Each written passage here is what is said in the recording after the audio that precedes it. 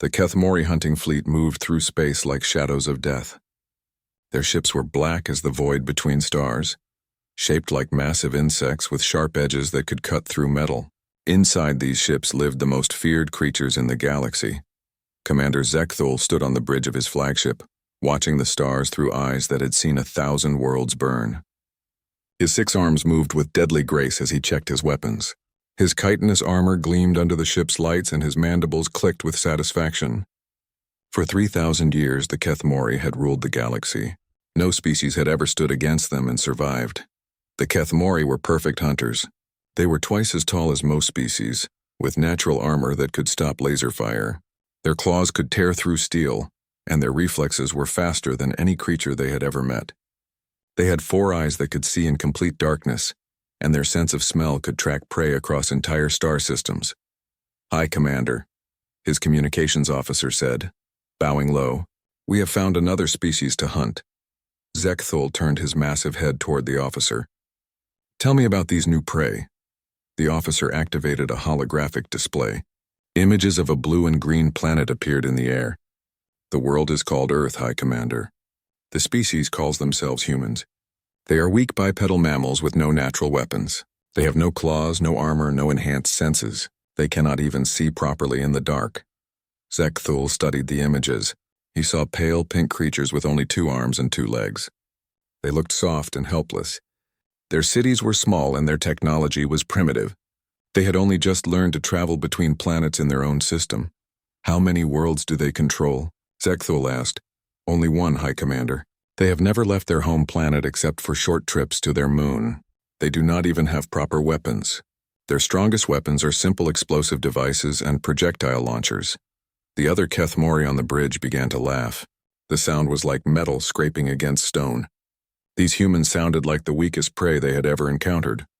"What is their population?" Zekthul asked. "Nearly 8 billion, High Commander, but they are divided into many small groups that fight each other constantly. They cannot work together. They will be easy to separate and destroy." Zekthul nodded his great head. This would indeed be easy. The humans had large numbers, but so did all prey species. Numbers meant nothing when facing the Kethmori war machine. They had conquered species with populations in the trillions. These divided weak humans would fall in days. "High Commander," another officer spoke up. "The War Council suggests using these humans as training prey for our young hunters. They seem perfect for teaching our children how to hunt properly." This was an excellent idea.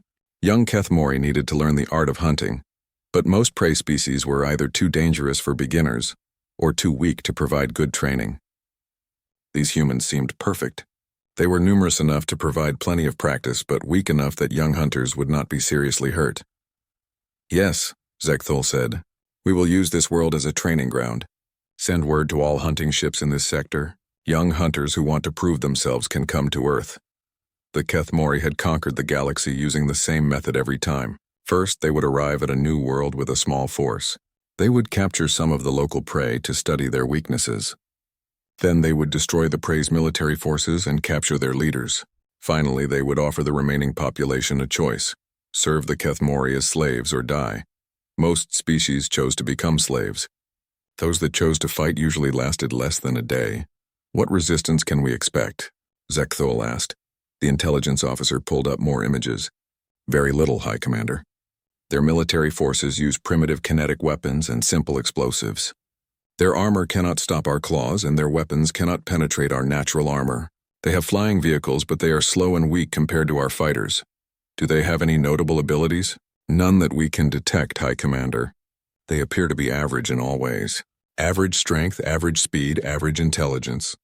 The only unusual thing about them is that they seem to form emotional attachments to each other. But this is a weakness, not a strength. Emotional attachment makes prey predictable and easy to manipulate." Zekthul was pleased. Emotional prey was the easiest to break. When the Kethmori captured one human, the others would do anything to save them. This made them weak and desperate. "How many ships will we need?" Zekthul asked. "For a species this weak, perhaps 50 ships, High Commander. Maybe less. We could probably conquer their entire world with 20 ships." The bridge fell silent except for the clicking of mandibles. 50 ships was nothing. The Kethmori had fleets of thousands of ships. Using 50 ships to conquer an entire world was almost insulting to their prey. "We will send 100 ships," Zekthul decided. 50 for the conquest, 50 for training exercises. This will give our young hunters plenty of opportunities to practice. The crew began preparing for departure. Weapons were checked and sharpened. Hunting armor was polished. Young hunters throughout the fleet were excited about their first real hunting expedition. Zekthul looked out at the stars one more time. Somewhere out there was a small blue world full of weak, helpless creatures who had no idea what was coming for them. They probably thought they were safe in their little corner of the galaxy. They probably thought their primitive weapons and divided governments could protect them. They were about to learn how wrong they were. The Kethmori had never failed to conquer a species. They had destroyed civilizations that had ruled space for millions of years. They had hunted creatures with natural weapons far superior to these soft humans. They had broken the will of species with technology far beyond what these primitive Earth-dwellers possessed. These humans would be no different. In a few days, their world would be another trophy in the great Kethmori Empire. Their strongest warriors would be dead, their leaders captured, and their survivors would spend the rest of their lives serving their Kethmori masters. It would be quick, clean, and easy. At least that is what Zekthul thought as his fleet jumped to faster-than-light travel, heading toward a small blue world that would change everything the Kethmori thought they knew about hunting. The greatest predators in the galaxy were about to discover that sometimes the most dangerous prey is the kind that does not look dangerous at all. The first sign that something was wrong came when the humans did not.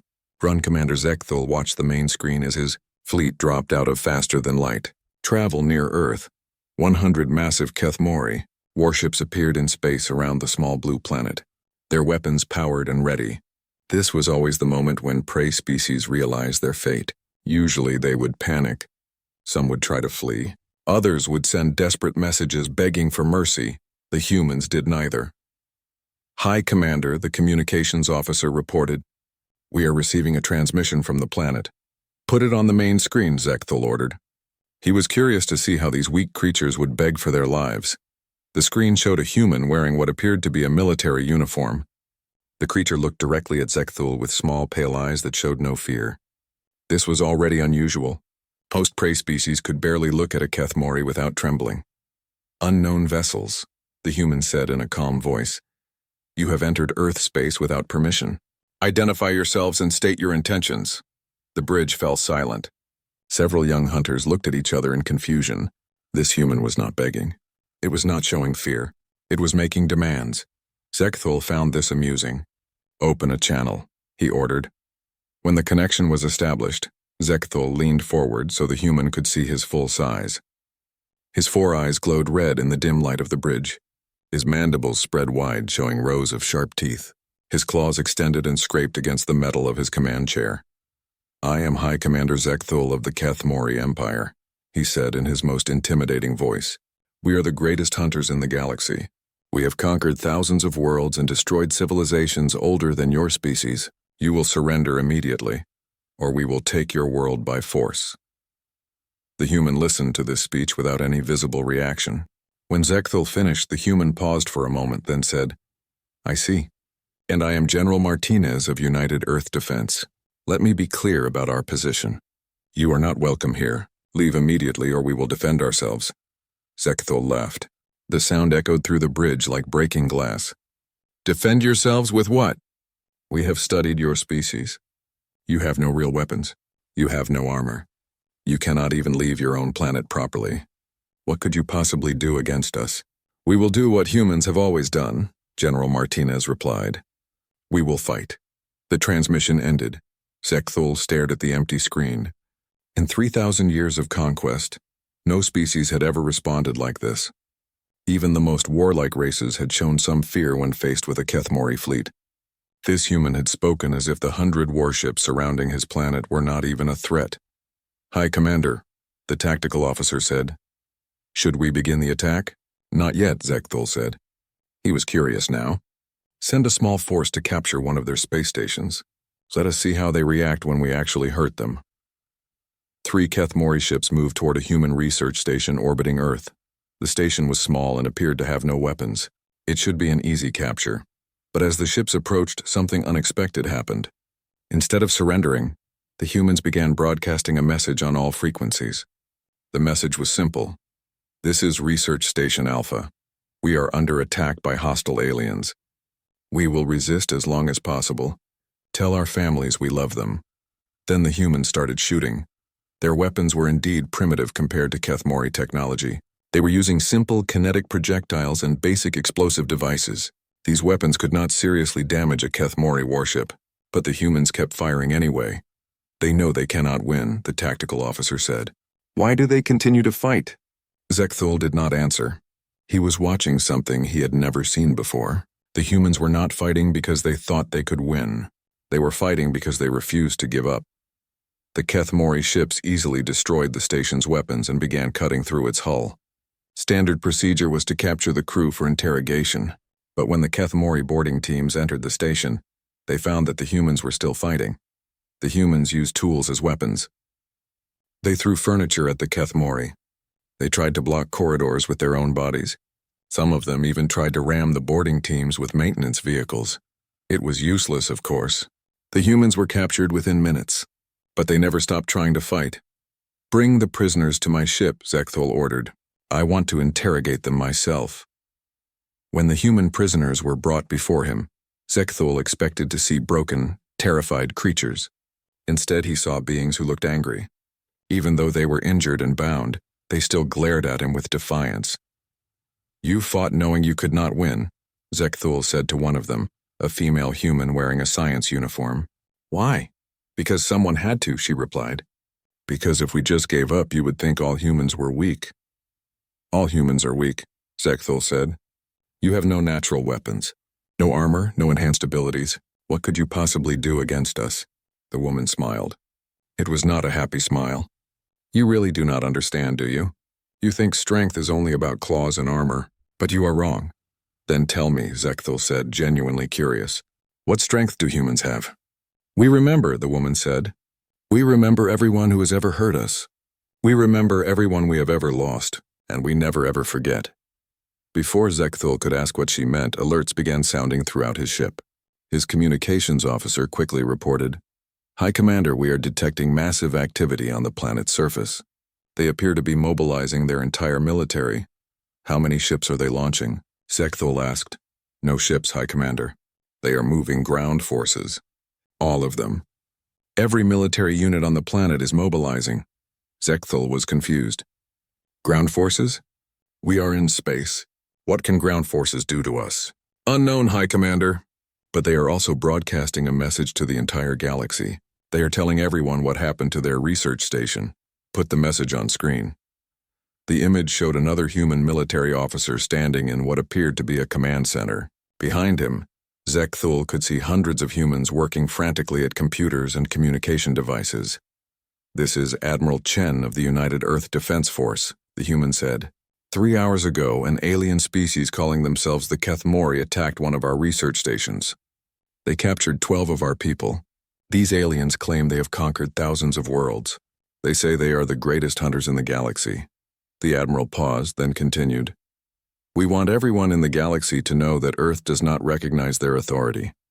We do not accept their conquest. We will not surrender. We will not negotiate, and we will not give up. If the Kethmori want Earth, they will have to take it from us by force. The message ended, but not before Zekthul saw something that made his blood run cold. In the background of the command center, he had seen displays showing the locations of every Kethmori ship in the system. Somehow the humans were tracking his entire fleet. How do they know where our ships are? He demanded. Unknown, High Commander. Our ships are using full stealth systems. Zekthul looked back at the human prisoners. The woman was still smiling. You said you remember, he said to her. What did you mean? We remember that 3 hours ago you had 100 ships, she said. We remember exactly where each ship was when you attacked our station. We remember how fast your ships move, and we remember which direction they went after the attack. That is impossible. Our ships are invisible to your sensors. Your ships were invisible, the woman corrected. But we learn fast. And once we see something once, we remember it forever. Alarms began sounding again.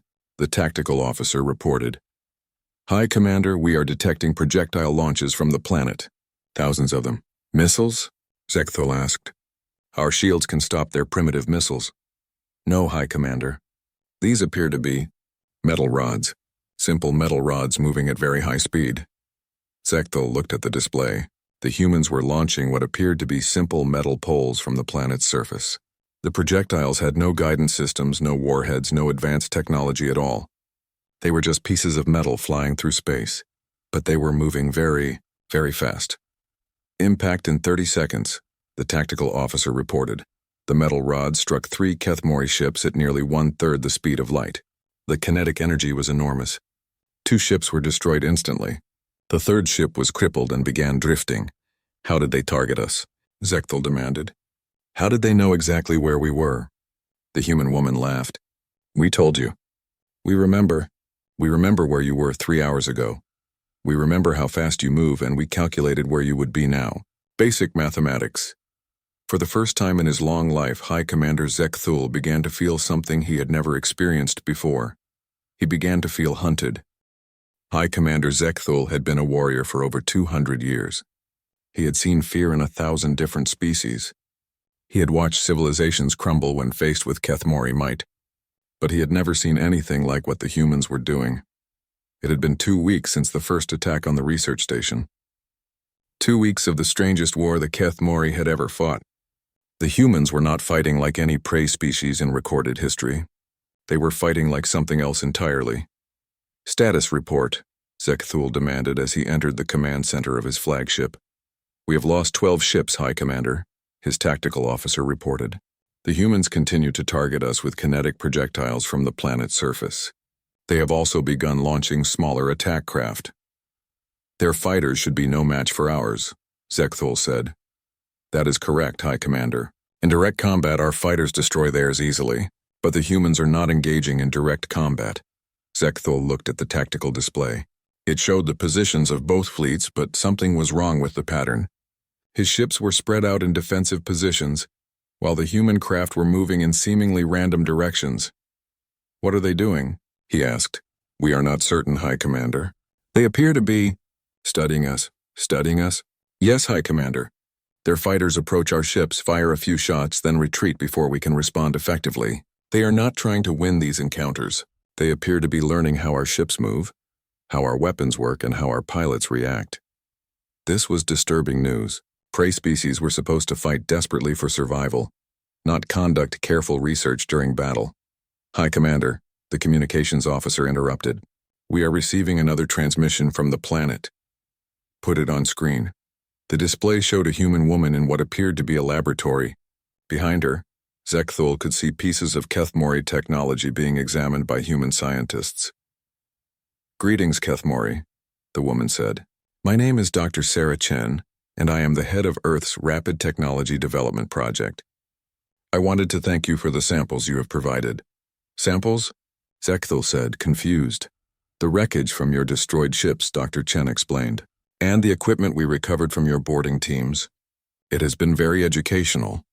On the screen behind Dr. Chen, Zekthul could see human technicians working with Kethmori energy weapons. They had somehow taken apart the weapons and were studying how they worked. In just 2 weeks, Dr. Chen continued, we have learned a great deal about your technology. Your energy weapons are quite impressive, but they have some interesting weaknesses. Your armor is strong, but it has gaps. Your ships are fast, but they follow predictable patterns. She smiled, and Zekthul realized it was the same kind of smile he had seen on the captured researcher. It was not friendly. We have also discovered something fascinating about your species, Dr. Chen said. You are excellent hunters, but you are not very good at being hunted. You do not adapt well when your prey fights back in unexpected ways. The transmission ended. High Commander, the tactical officer said urgently, we are detecting new launches from the planet, but these are not kinetic projectiles. What are they? Unknown, High Commander. The objects appear to be small and are moving erratically. They do not match any known weapon type. Within minutes, the unknown objects reached the Kethmori fleet. They were small craft, barely large enough for a single occupant. But instead of attacking the ships directly, they began moving around the fleet in complex patterns. What are they doing? Zekthul demanded. They appear to be mapping us, High Commander, scanning every ship in detail. Destroy them. The Kethmori ships opened fire, But the small human craft were incredibly agile. They darted between the larger ships using the Kethmori vessels themselves as cover.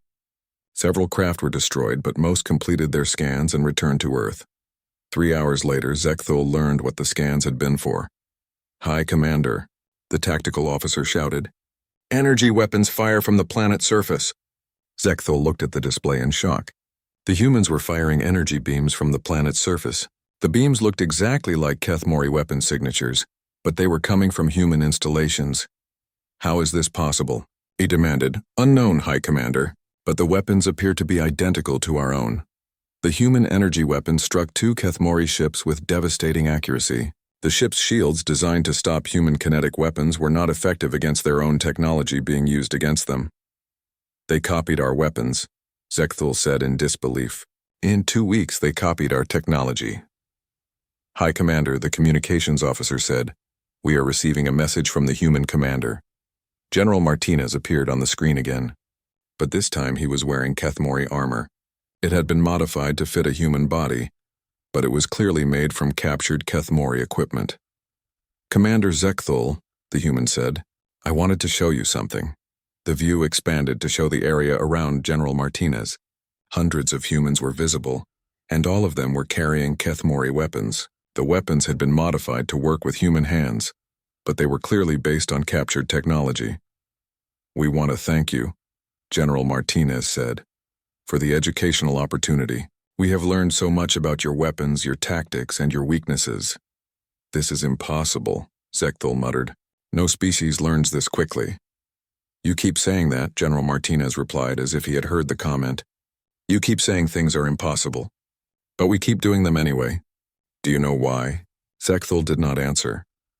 "Because we are not like the other species you have conquered," General Martinez continued. "We do not have natural weapons, that is true. We do not have armor or enhanced senses. But we have something you do not understand." "What?" Zekthul asked despite himself. "We never stop learning. Every time you attack us, we learn something new. Every time you use a weapon against us, we figure out how to make a better one. Every time you try a tactic, we develop 3 counters to it." The general paused, then said something that made Zekthul's blood run cold. "You think you are hunting us, but you are wrong. We are hunting you. We have been hunting you since the moment you arrived. Every attack you make gives us more information. Every ship you send gives us more technology to study. Every day you stay here makes us stronger." The transmission ended. "High Commander," the sensor operator said quietly, "I am detecting something disturbing." "What now?" "Long-range sensors show ships approaching from multiple directions. They appear to be from other species in this sector." Zekthul looked at the long-range display. Ships were indeed approaching from several different directions, but these were not Kethmori ships. "Who are they?" he asked. "We are receiving identification signals, High Commander. They are from species we conquered in this sector. The Vornathi, the Zilktan, the hegemony of Keth. All species that the Kethmori had defeated and enslaved in recent years. What were they doing here?" "High Commander," the communications officer said, "we are receiving a transmission from the lead ship." The screen showed a Vornathi captain. The Vornathi were a species of tall, thin humanoids that the Kethmori had conquered 3 years ago. They had been turned into slaves and forced to work in Kethmori factories. "Commander Zekthul," the Vornathi said, "I am Captain Veltar of the Free Vornathi Fleet. We have come to assist the humans in their fight against you." "You are slaves," Zekthul roared. "You have no fleet. You have no weapons." "We did not," Captain Veltar agreed, "until the humans contacted us. They shared their technology with us. They showed us how to modify our industrial equipment into weapons. They taught us how to coordinate our resistance." More transmissions came in from the other approaching fleets. Every species was saying the same thing. The humans had contacted them. The humans had shared technology. The humans had taught them to fight back. "High Commander," the tactical officer said urgently, "the approaching fleets outnumber us 5 to 1, and they are all carrying human-designed weapons." Zekthul stared at the tactical display. In 3 weeks, these humans had done something no species had ever done before. They had united the Kethmori's former victims into an alliance, but that was not the worst part. The worst part was that Zekthul was beginning to realize that the humans had planned this from the beginning. They had never intended to fight the Kethmori alone. They had used the attack on their research station as an opportunity to study Kethmori technology. They had used the ongoing battle as a way to demonstrate to other species that the Kethmori could be fought and defeated. The humans had turned the entire invasion into a trap, and the Kethmori had walked right into it. "Hi, Commander," the communications officer said. "We are receiving a transmission from Admiral Chen." The human admiral appeared on screen. Behind him, Zekthul could see representatives from dozens of different species, all working together in the human command center. "Commander Zekthul," Admiral Chen said, "we are prepared to accept your surrender." For the first time in 3,000 years of conquest, a Kethmori fleet was being asked to surrender to its prey, and for the first time in his life, Zekthul was not sure they could refuse. The news of the human resistance spread across the galaxy faster than any Kethmori ship could travel. In the deepest slave colonies, in the darkest mining facilities, in the most remote prison worlds, enslaved species heard the same incredible message. The humans were fighting back, and they were winning. High Commander Zekthul stood in his command center, watching reports flow in from across the Kethmori Empire. What he saw filled him with a terror he had never experienced before. "Report," he ordered his intelligence officer. "The situation is deteriorating rapidly." "High Commander," the officer said, his voice shaking slightly. "We are receiving distress calls from 17 sectors. Slave populations are rebelling simultaneously across the Empire." "That is impossible," Zekthul said. "These species have been enslaved for decades. They have no weapons, no ships, no coordination." "They do now, High Commander. The humans have been sending them technical specifications, blueprints for weapons, communication devices, even small spacecraft. They are teaching enslaved species how to turn their mining equipment into weapons and their transport ships into warships." Zekthul looked at the galaxy map. Red indicators showed rebellion sites spreading like a disease across Kethmori space. In less than a month, the humans had accomplished what no species had managed in 3,000 years. They had organized a galaxy-wide resistance. "How are they communicating across such distances?" Zekthul demanded. "We monitor all communications in our territory. They are using quantum entanglement networks, High Commander. The technology is beyond what we thought any species possessed. The humans claim they developed it in the last 3 weeks." 3 weeks? Zekthul could not believe what he was hearing. They developed faster than light communication in 3 weeks? According to their broadcasts, yes, High Commander. They say they based it on principles they learned from studying our ship engines. This was becoming a nightmare. Not only were the humans learning from Kethmori technology, they were improving on it and sharing their improvements with everyone. "High Commander," the communications officer interrupted. "We are receiving a transmission from the human homeworld. It appears to be broadcast to the entire galaxy." "Put it on screen." The display showed a large chamber filled with representatives from dozens of different species. Zekthul recognized Vornathi, Zilkton, hegemony representatives, and many others. They were all former Kethmori slaves, but now they wore new uniforms and carried weapons. At the center of the group stood a human woman Zekthul had not seen before. She appeared to be some kind of political leader rather than a military commander. "Citizens of the galaxy," the woman began. "My name is President Sarah Kim of the United Earth Government. I am speaking to you today as the representative of the newly formed Galactic Liberation Alliance." The camera pulled back to show the full scope of the gathering. There were hundreds of representatives from species across the galaxy. All of them had been enslaved by the Kethmori, and all of them were now working together. "For 3,000 years, President Kim continued, the Kethmori have ruled through fear and violence. They have enslaved entire civilizations, destroyed cultures, and forced billions of sentient beings to live in bondage. Today that ends." Cheers erupted from the assembled representatives. Zekthul watched in horror as species that had been enemies for centuries stood together, united in their opposition to his people. "The Galactic Liberation Alliance is not just a military alliance," President Kim said. "We are sharing technology, resources, and knowledge freely among all member species. What one of us learns, all of us learn. What one of us can build, all of us can build." She paused, then looked directly into the camera. Zekthul felt as if she was looking directly at him. "To the Kethmori leadership, we offer you one chance to end this peacefully. Withdraw from all occupied worlds immediately. Release all enslaved populations. Return all stolen resources and technology. If you do this, we will allow you to return to your homeworld and live in peace." The chamber fell silent. If you refuse, President Kim continued, we will come for you, all of us, together, and we will not stop until every enslaved being in the galaxy is free. The transmission ended. High Commander, the tactical officer reported, we are detecting massive fleet movements throughout the galaxy. The Alliance species are coordinating a simultaneous advance on all Kethmori positions. Zekthul looked at the tactical display. Ships were moving from hundreds of different systems, all converging on Kethmori territories. But these were not the primitive vessels these species had possessed when they were conquered. These ships showed clear signs of human technological improvements. How many ships are we facing? Zekthul asked.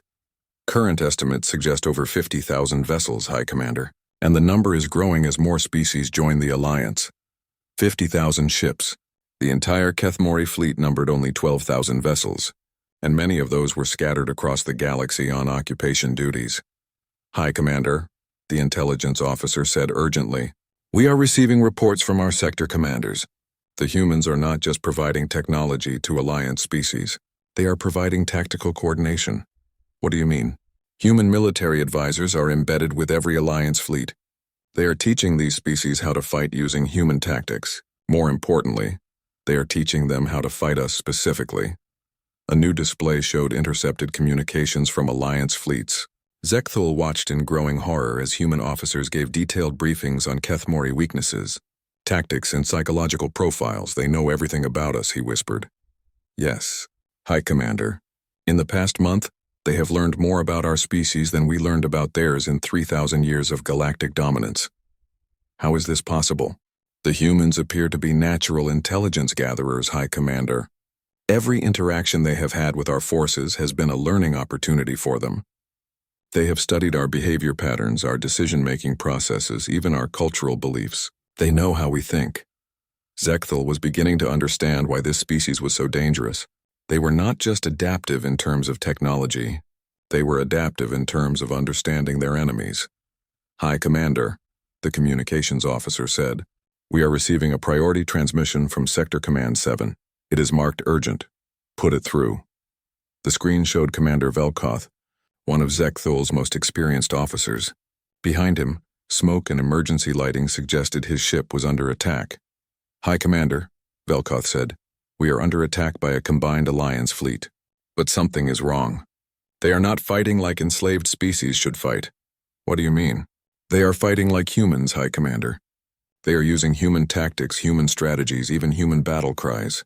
It is as if the humans have taught them not just how to use weapons, but how to think like warriors. The transmission cut to static. We have lost contact with Sector Command 7, the communications officer reported. More reports came in over the next several hours. Alliance fleets were attacking Kethmori positions throughout the galaxy, and they were winning. Not just winning, but winning easily. Kethmori forces that had dominated these species for decades were being defeated by the same species they had once enslaved. High Commander, the intelligence officer said quietly, I think I understand what the humans have done. Explain. They have not just given these species weapons and technology. They have given them something more important. They have given them hope. Zekthul looked at the officer. Hope? Yes, High Commander. For the first time in generations, these species believe they can win. They believe they can be free. And that belief is making them fight harder than they ever fought before. Hope is not a weapon, Zekthul said. With respect, High Commander, I think it might be the most powerful weapon in the galaxy. As if to prove the officer's point, another priority transmission came in. This time it was from the Kethmori homeworld itself. High Commander, the planetary governor said, we are detecting approaching fleets from multiple directions. The Alliance Armada appears to be heading directly for our home system. How many ships? Over 10,000, High Commander. Led by human dreadnoughts we have never seen before. Human dreadnoughts? Yes, High Commander. They appear to have constructed a new class of warships specifically designed to fight us. The ships are massive and heavily armed with weapons based on our own technology, but improved. Zekthul realized with growing horror that the humans had been preparing for this moment from the very beginning.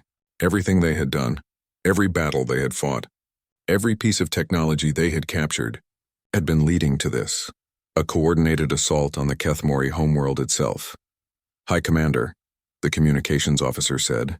We are receiving a transmission from the approaching fleet. Put it on screen. The display showed the bridge of what was clearly a human warship. But it was not like the primitive vessels the humans had possessed a month ago. This ship was massive, sleek, and obviously built for war. Standing on the bridge was Admiral Chen, but he was not alone. Representatives from dozens of Alliance species stood beside him, all wearing new uniforms that combined elements from their own cultures with human military designs. Commander Zekthul, Admiral Chen said, this is your final warning. Surrender now or face the consequences. Behind the Admiral, Zekthul could see tactical displays showing the pause. The final battle for the Kethmori homeworld lasted only 6 hours. High Commander Zekthul stood on the bridge of his flagship, watching the tactical display as the last of his people's defenses crumbled. Around the ancient Kethmori homeworld, 10,000 Alliance ships moved with perfect coordination, methodically dismantling 3,000 years of military supremacy. Status report, Zekthul said, though he already knew the answer. All orbital defense platforms have been destroyed. High Commander, his tactical officer reported. The planetary shield generators are offline. Our remaining fleet has been reduced to less than 300 ships. Zekthul looked at the main screen. The planet below was the birth world of the greatest predators the galaxy had ever known. It was a harsh, unforgiving world of jagged mountains and deep oceans, where the Kethmori had evolved their hunting instincts over millions of years. Now it was defenseless. High Commander, the communications officer said quietly, we are receiving a transmission from the Alliance flagship. Put it on screen. The display showed the bridge of the human dreadnought that led the Alliance fleet. Admiral Chen stood at the center, but he was no longer the only human present. The bridge was filled with representatives from every species in the Alliance, all working together with an efficiency that the Kethmori had never achieved even among their own kind. Commander Zekthul, Admiral Chen said, your remaining ships are surrounded. Your homeworld is defenseless. This war is over. Zekthul looked at the Admiral. The human appeared calm, almost sad. This was not the expression of a conqueror celebrating victory.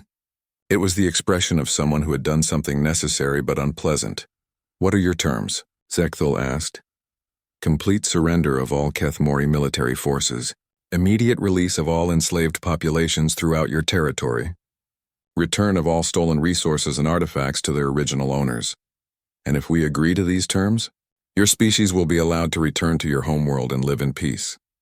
You will be permitted to govern yourselves, trade with other species, and rebuild your civilization, but you will never again be permitted to leave this system with weapons of war. Zekthul was silent for a long moment. These terms were far more generous than the Kethmori had ever offered to any species they had conquered. Most of their victims had been given only the choice between slavery and death. Why? He asked finally. Why do you offer mercy to those who showed none? Admiral Chen considered the question carefully. Because we are not you, he said simply. We do not conquer for the sake of conquest. We do not destroy for the sake of destruction. We fight only to protect those who cannot protect themselves. You could rule the galaxy now, Zekthul observed. Your technology is superior to ours. Your tactics are more effective. Your alliance controls more ships than any fleet in history. Why do you not simply take what you have won? This time it was a human woman who answered. Zekthul recognized her as President Kim, the political leader who had formed the alliance. Because that is not what we are, she said. Humans do not seek to rule others. We seek to help others rule themselves. She gestured to the other species representatives on the bridge. Each member of the alliance will return to their homeworlds as free beings. They will rebuild their civilizations, recover their cultures, and determine their own destinies. We will help them do this, but we will not rule them. Then what do humans want? Zekthul asked. President Kim smiled. It was not the predator's smile Zekthul had learned to fear during the war. It was something else entirely. We want to explore, she said. We want to learn. We want to meet new species and discover new worlds. We want to help when help is needed, and we want to learn from those who have knowledge to share. You want to be guardians, Zekthul said, understanding finally dawning. Not guardians, Admiral Chen corrected. Friends, allies, teachers when we have something to offer, students when others have something to teach us. Zekthul looked around the bridge of the human ship. He saw species that had been bitter enemies for centuries working together. as if they had always been allies. He saw former slaves standing as equals beside their liberators. He saw something the Kethmori had never achieved in 3,000 years of conquest: genuine cooperation. "High Commander," his tactical officer said urgently, "we are detecting massive energy buildups throughout the Alliance fleet. They are preparing to fire." Zekthul looked at the tactical display. Every Alliance ship had powered weapons and was targeting the remaining Kethmori vessels. His fleet was completely outgunned and surrounded. If the humans wanted to destroy them, they could do so in minutes. But Admiral Chen raised his hand and the energy buildup stopped. "The choice is yours, Commander," the Admiral said. "Surrender and your people live in peace. Continue to fight, and we will do what we must to protect the galaxy from further Kethmori aggression." Zekthul realized that this moment would define not just the end of the war, but the future of his entire species. He could choose to fight to the death, ensuring the destruction of the Kethmori as a people. Or he could choose to accept defeat and allow his species to survive, even if they would never again rule the galaxy. He thought of the billions of Kethmori on the planet below. Warriors, yes, but also children who had never seen war. Elders who remembered the time before the great conquests began. Artists and builders and thinkers who had been overshadowed by the military caste for so long that most of the galaxy had forgotten they existed. Zekthul began, then stopped. In all his years as a warrior, he had never imagined being in this position. He had never imagined having to choose between the pride of his people and their survival. "High Commander," came a new voice from behind him. Zekthul turned to see Elder Velnara, the oldest member of the Kethmori High Council, stepping onto the bridge. "Elder," Zekthul said, bowing slightly, "I did not know you were aboard."